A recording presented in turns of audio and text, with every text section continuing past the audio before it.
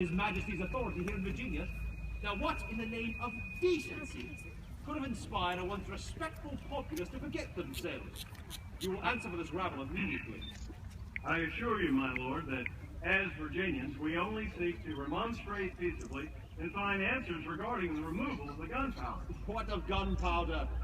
That is the king's gunpowder, and I alone have the authority to command it. Your authority is not being questioned, my lord. I have only been asked to present to you a petition conceived by the corporation of this city to make inquiry as to the removal of the powder in the still dark hours of this morning. Upon my order. It was removed upon my order and is under my ever watchful eye. Therefore you have no need to fear for its safety.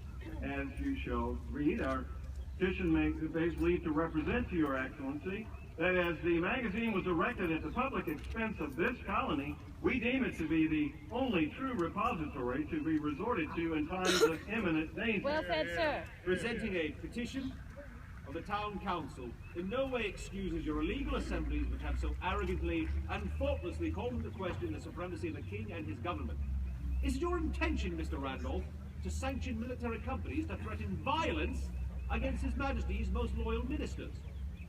My Lord Governor, all who stand before you today are dutiful subjects of His Majesty, committed to a calm and peaceful resolution of our present dilemma. However, many of us cannot help but see the removal of the gunpowder in light of the knowledge that you and all the colonial governors have been ordered to secure all stores of powder and weaponry. I must humbly put forth that if you might see fit to restore the powder to the magazine, I'm sure the news would come as welcome relief and would do so much to restore our confidence in your government. Well said, sir. Hear, hear. Then be assured, all who are assembled here, that I do swear upon my word and honor that should that powder be needed for any uprising, insurrection, or other hostile undertaking, it shall be returned with all speed and diligence. But allow me to make further assurances so that we may have clarity as to our present dilemma. I am His Majesty's voice and representative here in Virginia, and to make any threat against these walls is to make a threat against that royal authority. When thinking on your fears of being unprotected and vulnerable, whom would you rely on to protect you in a time of crisis? The companies of college boys?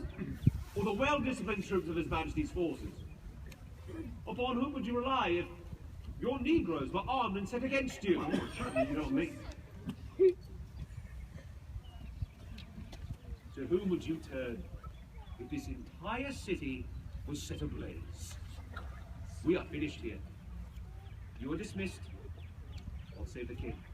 God save the king. God save His Majesty. The governor just threatened the city, sir.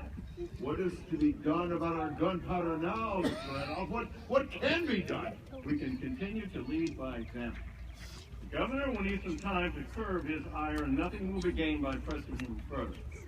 Let us all return to our business with the knowledge that we have staved off bloodshed for the moment. The future is far too uncertain to let our passions rule over us. God save us all. God save you, Mr. Speaker.